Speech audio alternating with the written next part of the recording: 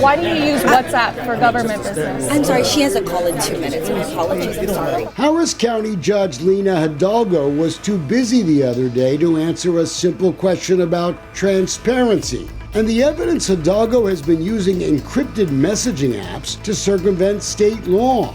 Do y'all use it and do you talk to each other on it? I'm on it. A lot of people are on this system, and I don't think we talk to each other on it, right, Commissioner?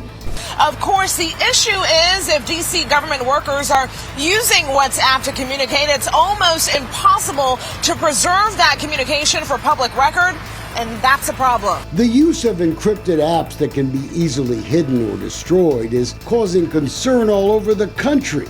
Even in Washington, D.C., the city council has banned the practice. This was Hidalgo last May when Fox 26 first raised the issue with her. Man, I have Slack, I have Signal, I have WhatsApp. I haven't used them in years. We don't know yet if the judge was lying then, but we can prove she's been using an encrypted app to run her office since at least August of last year. Look at this Hidalgo text to her policy advisor. Quote, text me on WhatsApp to this number going forward.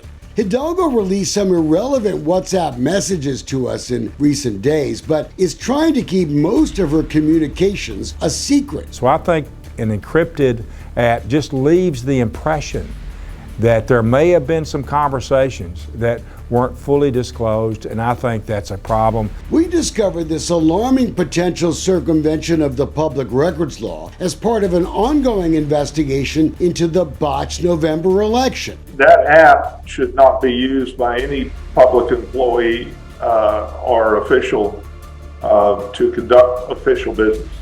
Former Travis County Judge Bill Alshire helped write the preamble of the Texas Public Information Act nearly half a century ago. The people, in delegating authority, do not give their public servants the right to decide what is good for the people to know and what is not good for them to know. Since then, Texas lawmakers have made it a lot easier for our public servants to keep secrets. And Judge Hidalgo, well, she's doing just that. We had asked to look at 4 months of the county judge's emails and phone records. The cost estimate we got from her county lawyer, Catherine Case, was a laughable $42,000. And there was a denial that there were any phone records that existed to give us. We protested. Her lawyer accused me of having a temper tantrum. Then we provided a cell phone number we knew the judge used. Hidalgo then suddenly discovered she had records, but fought the release. When they were finally provided, take a look for yourselves. Every single call is redacted. Hidalgo is also fighting the release of many of her communications with her indicted former chief of staff. We were looking for any communication she may have had that day with the county's appointed election administrator, Clifford Tatum. He's now under fire amid growing evidence that mostly Republican areas were shorted ballots. Clifford Tatum has been dodging us for weeks. Yeah, just a moment. I talked to you about paper ballots. Tatum has been dodging questions after a Channel 11 investigative report showed voting history at some polling locations were clearly ignored when preparing for the November election. Try asking election administrator Tatum about all of this. How about I'll set up something with you next week? Why don't we do it right here? We've been asking for weeks. I'll talk with you after I have a meeting with the commission on Tuesday, and then we'll go from there, okay? Incompetence?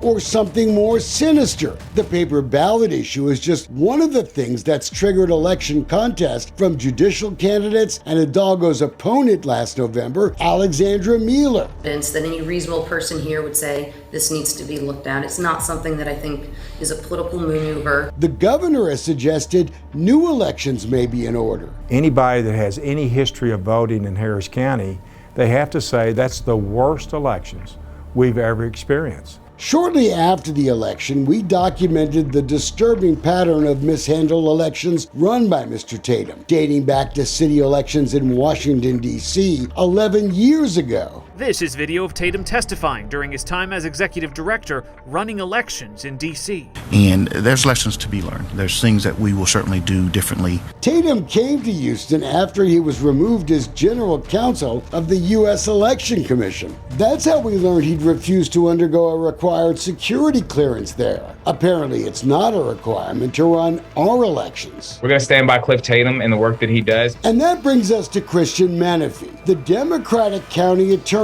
who thinks all these complaints come from sore losers. A group of losers who, instead of just acknowledging that they lost, are now trying to run to the courtroom and make up theories in hopes to get some things overturned. I don't think we do our credibility any favors in the county when we won't at least sit down and say, was there a problem, and clearly document what the problem was. Are you satisfied with Tatum's responses to you guys? I am not. We'll let the county's lawyers argue about who won and lost the election, but that might take years.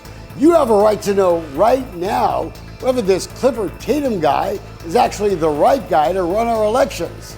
In case the county attorney doesn't realize it, we pay him. We have got to be transparent on this issue. Can you think of any reason why the public shouldn't be able to see the complaints from Election Day? I think they want to make that public. So why does County Attorney Christian Menefee now want to keep election secrets from the people who pay his $200,000 a year salary? If all this is just whining from Republican sore losers, we can help him prove it. We've asked to see Tatum's email and text communications on Election Day. Harris County said no. We've asked for voting machine maintenance records. The answer, no. We've asked to inspect the applications for mail-in ballots and the returned signatures. There were 6,100 mail-in votes. They said no. We weren't looking for the actual ballots, but they still said no. Harris County won't even let us see the complaints the election department received from regular folks on voting day. When are we as a county, when are we as voters going to say enough's enough? When are we going to keep giving them the get out of jail pass and let them continually to be able to mismanage these elections? County Treasurer receives new outstanding inventory in almost every single day. Mattress Mack has been giving back to this town for decades. Now he's asked us to wage a fight for transparency with him. He's joined Dolcefino Consulting in a lawsuit filed against Harris County to let the sunshine in. What's wrong with sunshine? I think Amen. What's wrong with sunshine? Shine a light on it. This is really a simple fight. All of us voters have a fundamental right to know if the people running our election should be, and we shouldn't vote again until we know the truth. It's absurd the games the government plays all the time with our stuff. All these people work for us. The district attorney has now opened a criminal investigation, calling in the Texas Rangers. This election isn't just simple and gross incompetence. It's actually risen to the level of criminal conduct. The Texas Secretary of State audited the 2020 election in Harris County and found Harris County mobile polling locations didn't have a proper chain of custody for more than 184,000 votes. That's reassuring. 687 voters were registered at commercial mailboxes. Those votes are illegal. The results of the Texas Secretary of State audit didn't come out until after the November 22 election. And if you were hoping Harris County had already fixed all the problems, you'd be wrong. 54 people cast their votes this November from 1321 Upland. They look like apartment numbers, but they aren't. We went to Upland. It's a mail drop. And we've been unable to contact any of those voters to make sure they're real. Maybe they are, maybe they aren't. And we want to know from the Harris County Election Board whether this was incompetence, negligence, corruption, or a combination of all three. If you don't produce the records, there's usually a reason for that. The reason is usually you know that you were wrong. One bungled election after another, and it's all since we hired appointed election administrators for a job that used to be handled by the tax collector and county clerk, people we elected, public officials we could directly hold accountable. This is an election experiment that has failed, but maybe some politicians like it that way. Those two elected leaders I have confidence in. I think the people of Harris County would have confidence in. This is a fight about truth.